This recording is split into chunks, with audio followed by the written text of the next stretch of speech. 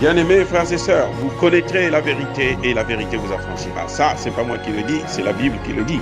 Mais moi, je vous dis bien, vous connaîtrez la vérité historique, notamment celle de vos ancêtres kémites, et vous aurez une vision globale de ce que c'est que la vraie souveraineté politique. J'ajoute, vous reviendrez à la spiritualité africaine ancestrale et vous comprendrez les enjeux de l'indépendance économique. Et pour terminer, vous accepterez votre identité culturelle kémite et vous obtiendrez deux choses.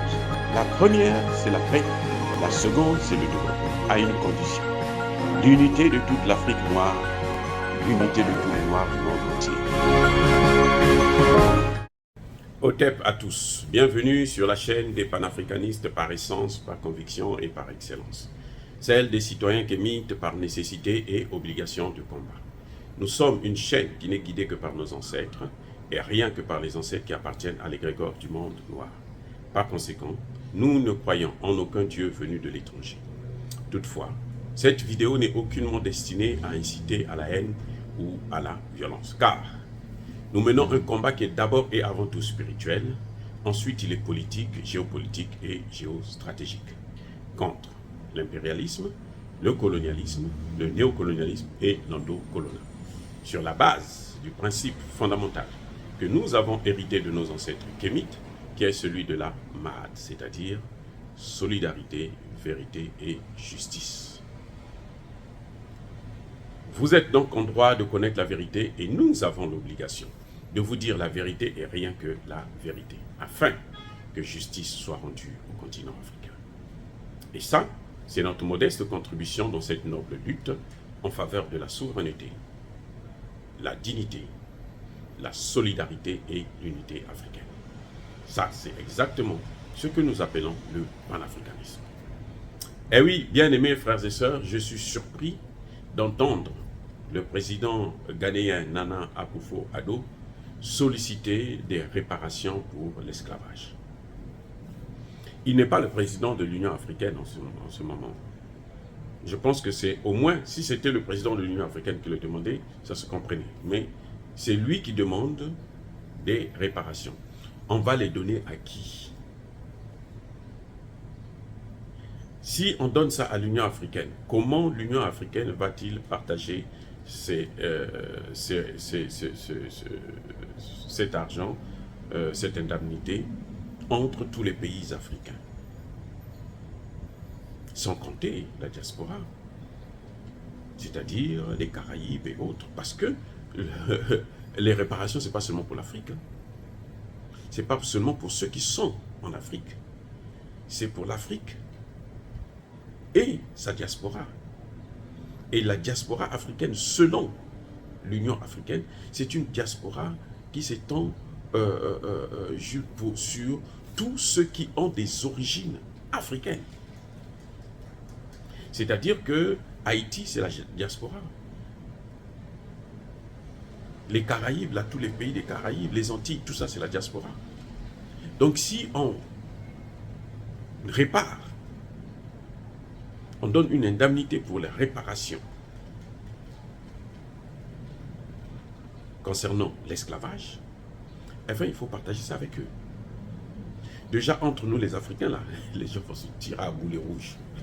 Les chefs d'État, il y en a qui vont aller dormir auprès des Occidentaux et qui seront prêts à donner tout pour qu'eux, ils puissent avoir une partie de cet argent. Non, l'Afrique doit arrêter le monde. Je comprends qu'il faut qu'il y ait une réparation, ça c'est clair. Parce que la justice doit se rendre. Et c'est un principe, notre principe à nous, le principe de la Mahad. Solidarité, vérité et justice.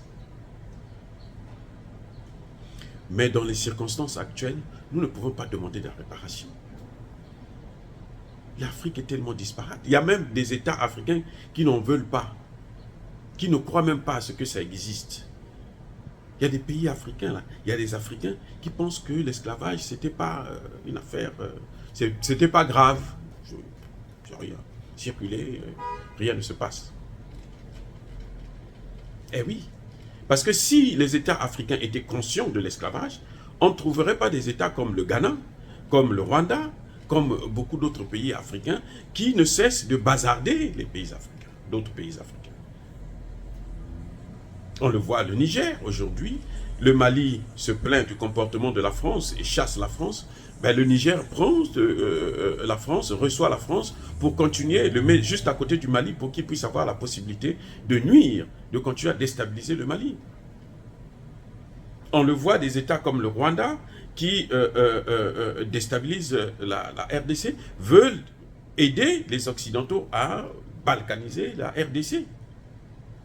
On l'a vu avec le Ghana qui a pris des sanctions contre le Mali, des sanctions qui étaient non seulement illégitimes, mais aussi illégales et inhumaines. Tout ça pour faire plaisir à qui? À la France. Et aujourd'hui, c'est le même Nana Akufo qui a pris des sanctions contre son frère malien, qui demande à ce qu'on puisse réparer les crimes contre l'esclavage, la colonisation. Ça dit que ça n'a aucun sens. Ça n'a aucun sens. Ça dit que c'est comme si le gars, il est tombé de sa tête, quoi. Il a perdu... D'ailleurs, je ne pense même pas qu'il a une tête. Ça, c'est une sardine. Et oui, c'est ça le sardinisme. Il veut faire une chose et son contraire en même temps. Ça veut dire quoi? Il demande des réparations et c'est lui qui aide les Occidentaux à continuer à nous prendre, à nous coloniser. Ça n'a pas de sens. Je pense personnellement, écoutez-moi bien, je pense personnellement que le problème des réparations, il est inévitable.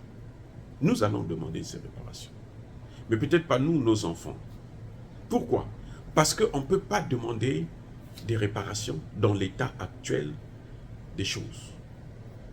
Dans une Afrique qui est complètement disparate, où vous avez des États africains qui n'ont encore rien compris de ce que c'est que le panafricanisme. Pour que nous puissions aller vers les réparations, il faudrait qu'il y ait d'abord les États-Unis d'Afrique. Une Afrique qui se dote d'une armée africaine et qui se dote d'une monnaie africaine commune. Voilà les deux grands critères. Nous devons contrôler notre sécurité, nous devons contrôler notre économie. Et cela veut dire que même les matières premières doivent être unifiées, de telle sorte qu'il y ait un organisme africain, un seul organisme africain. De toutes les façons, s'il y a les États-Unis d'Afrique, c'est clair qu'il y aura un seul organisme qui va s'occuper maintenant des matières premières, qui va mettre en place un code minier qui est valable pour tous les départements africains, ce qu'on appelle aujourd'hui les États. Voilà comment ça peut se passer. C'est dans ces circonstances-là qu'on peut demander des réparations. Parce que lorsque on créera les États-Unis d'Afrique, on sera une puissance inévitablement. Et on pourra maintenant faire, aider nos frères qui sont dans la diaspora, c'est-à-dire les Caraïbes, les Antilles et autres. Mais dans l'état actuel des choses, là, mais ça va nous créer encore plus de problèmes. Ça va nous créer plus de problèmes. Ben oui, ça ne va que nous créer encore d'autres problèmes, ça va nous diviser. Et ce n'est pas des gens comme les Nana Akufo qui peuvent demander réparation. Parce qu'on l'a vu comment il s'est soumis à Emmanuel Macron. Il était son caniche, son lèche-botte. Voilà.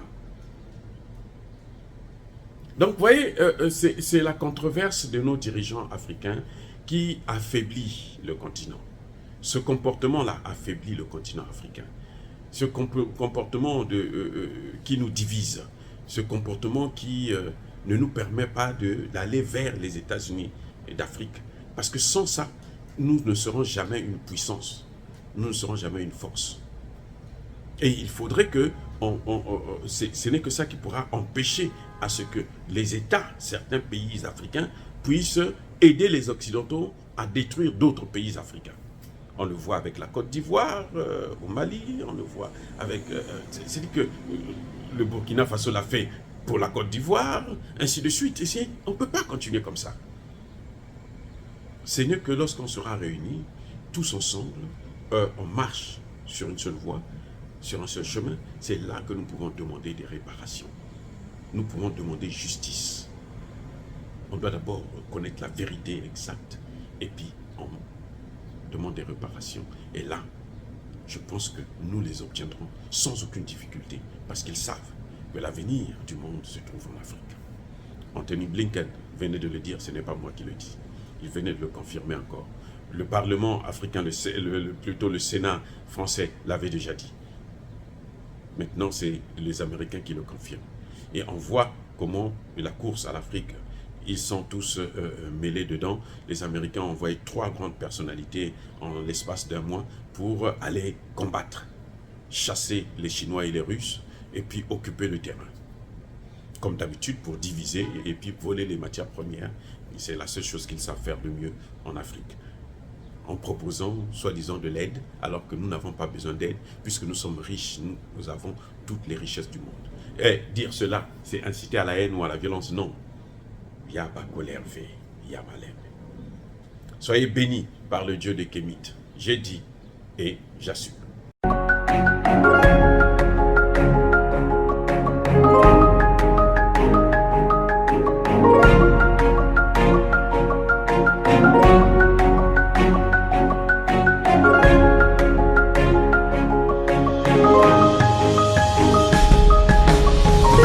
Eux, ils marchent par la foi et non par la vue. Mais moi, je vous conseille vivement de marcher par la connaissance scientifique et historique, notamment celle de nos ancêtres kémites, par les 5 sens et par l'intelligence. Abou Abia.